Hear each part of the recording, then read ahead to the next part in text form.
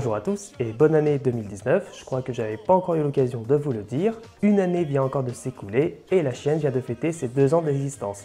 Déjà, et il s'en est passé des choses pendant cette année. Mais ça, on va y revenir à la fin de la vidéo. Pour commencer, je vais répondre à quelques commentaires comme je l'avais déjà fait dans une autre vidéo que vous pouvez voir en cliquant sur la fiche qui va apparaître. Je vous rappelle le principe, j'ai sélectionné quelques commentaires sous mes vidéos et je vais tenter d'y répondre comme tout bon vidéaste sur YouTube. Effort maximum! Vous l'avez constaté, durant l'année 2018, j'ai commencé à poster des interviews de paléontologues. Pour le moment sur la chaîne, il y en a 3 qui vous ont inspiré quelques questions autour de ce métier. Par exemple, dans la première interview, il y a Aïssa182 qui demande si un bac STL est suffisant pour devenir paléontologue. Alors, le mieux c'est de demander à un conseiller d'orientation. Personnellement, je pense que si c'est un bac scientifique qui te permet de t'inscrire en licence à l'université, normalement ça devrait le faire. De toute façon, il faut savoir que la spécialisation en paléontologie, ça viendra au moment du master. Dans la même vidéo, il y a Poudelecjean qui aimerait avoir plus d'informations pour savoir comment s'orienter en paléobotanie. Et tu m'avais précisé que tu avais essayé de contacter des chercheurs mais que tu n'avais pas eu de réponse. Alors, il faut savoir que pour se spécialiser dans une problématique en paléontologie, en général, ça va intervenir au moment du stage de 2e année de master, voire même carrément au moment de choisir sa thèse. Moi-même ne m'étant pas orienté vers la paléobotanique, j'ai contacté une chercheuse que j'avais eue en cours et qui travaille au CNRS de Montpellier pour avoir plus d'informations. Et donc elle m'a précisé qu'au début, il faut s'orienter sur une licence en géologie et en biologie. Il vaut mieux quand même privilégier la biologie pour avoir des cours sur l'évolution des plantes et la morphologie végétale. Ensuite pour le master, il s'agit des masters permettant de se spécialiser en paléontologie. En France, il y en a plusieurs et là pareil, pour choisir, ça dépend de vos préférences. Il vaut mieux se renseigner sur les cours proposés et demander conseil aux chercheurs et aux enseignants. Si vous voulez en savoir plus, je vous mets des liens dans la description. Et j'en profite pour vous dire que si vous voulez contacter des chercheurs ou des enseignants à l'université, il vaut mieux ne pas utiliser votre adresse mail perso du type johndu63 ou kevinu38@gmail.com parce qu'il faut savoir que les chercheurs ont une boîte mail universitaire qui bloque ce genre d'adresse et les envoie directement dans les spams, donc les chercheurs vont même pas voir votre message. Utilisez plutôt une deuxième adresse mail un peu pro. Personnellement, j'ai une deuxième adresse sur laposte.net avec mon nom et mon prénom complet, alors ça peut faire un peu ridicule, mais au moins cette adresse-là n'est pas bloquée par les boîtes universitaires. Et aussi, deuxième chose, il faut savoir que les chercheurs sont des gens très occupés, ils reçoivent des dizaines de mails par jour et donc des fois le vôtre peut se perdre un peu dans le flux. Donc ils ne vont pas vous répondre dans l'immédiat, surtout s'ils sont en déplacement à l'étranger, mais je peux vous dire que par mon expérience, ils finissent toujours par vous répondre. Il faut juste être un peu patient. Et si au bout d'1 ou 2 semaines, ils vous ont toujours pas répondu, vous pouvez les relancer amicalement. Sans les spammer bien sûr. Dans la même vidéo, il y a la remarque de Tout à fait un caillou qui apporte quelques précisions sur les postdocs. Alors les postdocs, c'est des postes à durée déterminée qu'occupent les jeunes chercheurs après leur doctorat. En général, ils durent 2 à 3 ans, mais comme tu le précises, il faut savoir qu'il y a de plus en plus de doctorants qui vont rester en postdoc pendant parfois 5 ans, voire même 6 ans. Donc vous voyez, pour devenir chercheur, il faut 8 années d'études, plus encore 6 années de postdoc, donc ça peut faire très long. Et dans la même veine, il y a un commentaire en dessous qui précise qu'il y a très peu de postes libres en paléontologie et que certains vont se retrouver enchaînés à des postdocs jusqu'à l'âge de 35 ans et après vont se retrouver sans emploi. Donc voilà, ces commentaires sont importants parce que c'est pour vous montrer que pour devenir chercheur en paléontologie, c'est vraiment très compliqué et il faut rester motivé. Et d'ailleurs, j'ai vu que ça avait fait réagir certains d'entre vous dans les commentaires, comme par exemple dans la deuxième interview, il y a The Scarecrow aka Dr Crane qui m'avait dit que ça le décourageait un petit peu.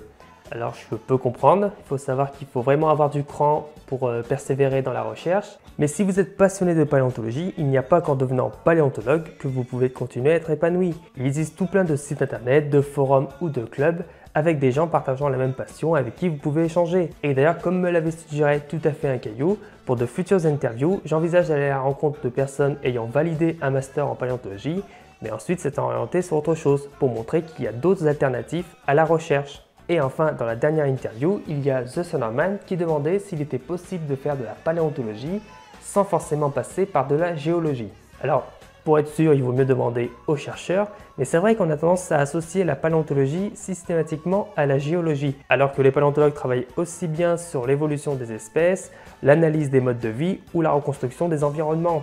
Et donc, comme le dit Jean-Renaud Boisserie dans l'interview, la paléontologie se trouve au carrefour entre les sciences de la vie et les sciences de la Terre. Par conséquent, il vaut mieux avoir des bases en géologie, car l'analyse du contexte géologique va forcément intervenir à un moment dans le travail du paléontologue. Et donc, je vais m'arrêter sur ce dernier commentaire et je vais passer au deuxième sujet de cette vidéo, à savoir les 2 ans de la chaîne.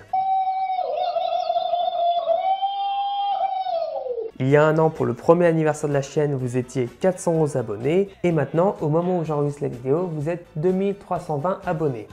Donc merci, ça fait vraiment plaisir de voir que vous êtes de plus en plus nombreux à vous intéresser à ce que je propose. Cette augmentation est aussi due à mon collègue Cédric Jurassic, à qui je dis un grand merci pour sa vidéo et pour le mucus. Et je reste aussi un merci à tous les collègues du Palais YouTube, je ne vous oublie pas. Et cette fois-ci, pour fêter l'anniversaire de la chaîne, je vous ai réservé une petite surprise.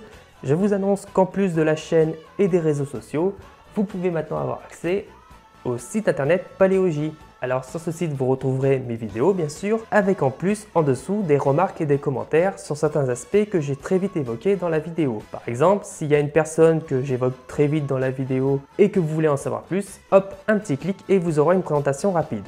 Alors je vous préviens, j'ai un peu sous-estimé le travail que ça allait demander de remplir ces remarques et ces commentaires pour toutes les vidéos, sachant qu'en plus j'avais les cours à côté et que je travaillais sur des projets en parallèle.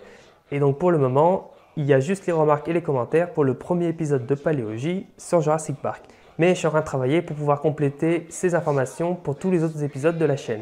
Et d'ailleurs à ce sujet, je suis en train de réfléchir à un truc, mais si jamais certains d'entre vous ont un peu de temps à perdre, je pourrais peut-être vous demander votre aide. Après, je sais pas vraiment comment on fera, mais j'en reparlerai plus tard sur les réseaux. En attendant, j'espère que ce nouveau site internet vous plaira, et je précise aussi qu'il y aura des articles. Et donc si vous voulez y accéder, c'est à paléogie.fr. Je vous ai mis un lien dans la description de toute façon. Enfin, pour terminer cette vidéo, j'aimerais vous parler de quelques projets qui vont arriver dans les mois à venir. T'inquiète, on va se revoir. Alors tout d'abord, je vais vous parler du Café des Sciences, auquel j'ai été admis en décembre, donc je suis super content. Pour ceux qui ne connaissent pas le Café des Sciences, c'est une association de vulgarisateurs scientifiques dans plein de domaines et sur différents formats, que ce soit la vidéo, les podcasts ou d'autres formats. D'ailleurs, dans cette association, il y a aussi d'autres collègues du Palais YouTube.